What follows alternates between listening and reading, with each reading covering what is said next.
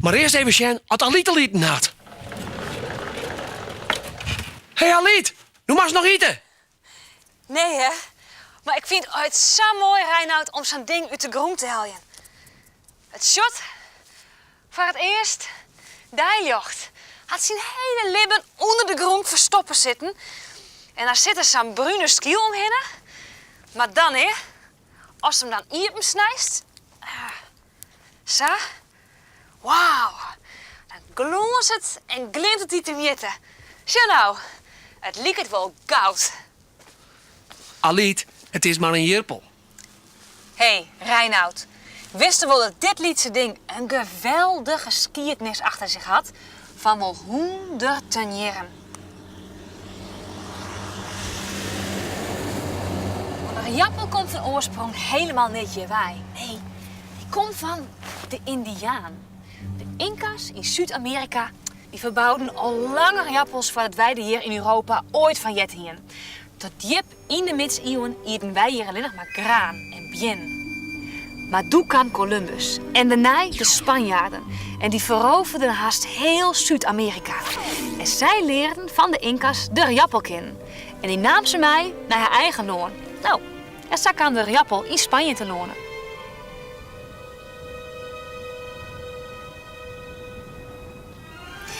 Maar ja, dat is Spanje. En Sinterklaas bestiende dit. Dus hoe kwam de jappel nou hier te lonen? Nou, daar wie een echte oorlog voor nodig. De 80-jarige oorlog. Dat wie een strijd tegen de Spanjaarden onder oorviering van Willem van Oranje. Die woe die Spanjaarden hier helemaal net ha, die moesten voort. Maar dat ene ding, dat die Spanjaarden mij nam hier naar Usloon, nou, dat mocht je wel opjouwen. Want dat vonden we wel lekker. En dat wie de jappel. En zo'n tijd zitten jongens bij een heel soort meesken een paar jappels op tafel.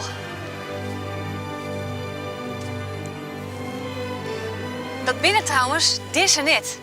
Nee, de jappels die hier in het noorden van het loon verbouwd worden, dat binnen poortjappels.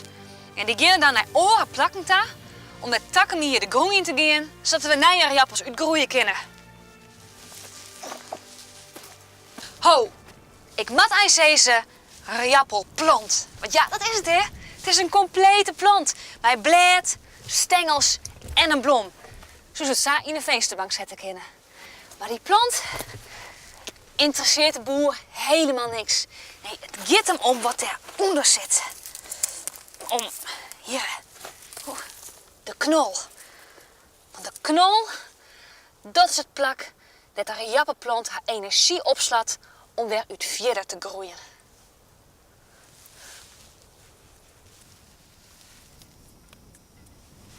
En die energie, nou die kunnen wij ook wel broeken.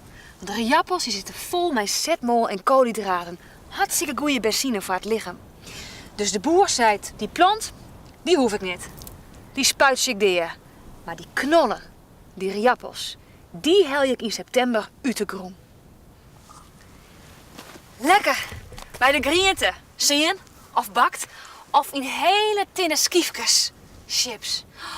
Of, nog lekkerder, ongeveer zo lang, zo dik, klodder mayonaise erbij in een plastic bakje. En dat meisje ze? Daar, een echte patatfabriek. Ik moet verder. Ongeveer die kant op. Tot de volgende keer. Dikke doei. Oh, Aliet, het werd er in de moelen.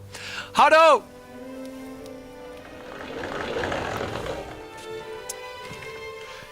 René Vaatjes is kok op Trijehoes, een Lieds eilandje bij Grauw. En hij liet dus zien wat er alletje mogelijk is, maar een jirpel.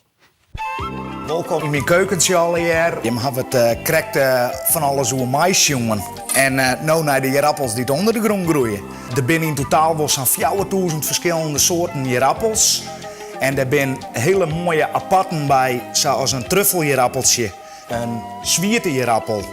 En alle soorten met wijgebroekmaatje van hier. En daar zit je mee hoe uitlezen hoe dat dan in zijn werk gaat. Als een jirpel boven de groen komt en grien is, kan hij giftig wezen. Daarom hadden de meisken deze groentesoort vroeger net te eten. Later ben ze erachter kwamen dat het een hele goede bron van voedingsstoffen is. Er zit zetmolen in, zit heel veel vitamine C in. Dus dat het hartstikke gezond is. En ik goed vult. Nou, de meest eenvoudige manier van je appels, dat is dus je appels sieren. Dat de meesten ze thuis ik wel kennen. Een beetje wetten erbij. En dan op een gaspitje. Als ze klaar zijn, het wetten er al even op een zeef en dan laat ze even 10 minuten staan. Chipsmaatje. Het is oors net dan in je appels. Liet ze plakjes van snijden. Aansnijden in de frituur worden die bakt. En dat is de chips. Die chipsjes kennen alle hier bij elkaar. Gewoon alle hier in de frituur. Nou, en dat is chips. Maar die rappelkest duizenden dingen. De kerst er echt alles van maatje.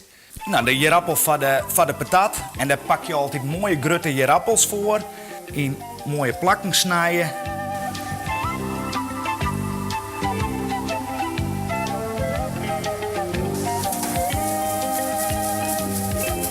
Even goed uitlekker laten op een papiertje. Dus patat. Puree. En dan kunnen die appeltjes die gaan in de puree knippen. Dit is droege hierappelpuree. Op zich net zo lekker. Dus als we dat nou ommaatje met een beetje malken en wat boter. En ik ben op smaak maatje met peper en zout. Dus puree. Hierappelpuree zat we hem krekt hier en als er een eiken terug in dorst.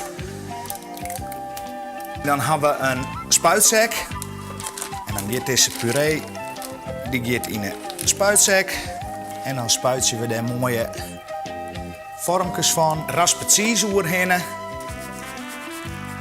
En dan haast van een eenvoudige hierappel haast een wat luxer gerechtje maken. En dan zo'n 10 minuten in de oven. Dus de duchesse. Het is vaak een onderdeel van een gerecht. Zat we gewoon een patatje, dat kan al wel een gerechtje wezen, maar wat mayonaise. Maar de kerst ik volle gekkere ding met doen. Stempel van maatje. Gewoon een jerappel, vormpje uitsnijden.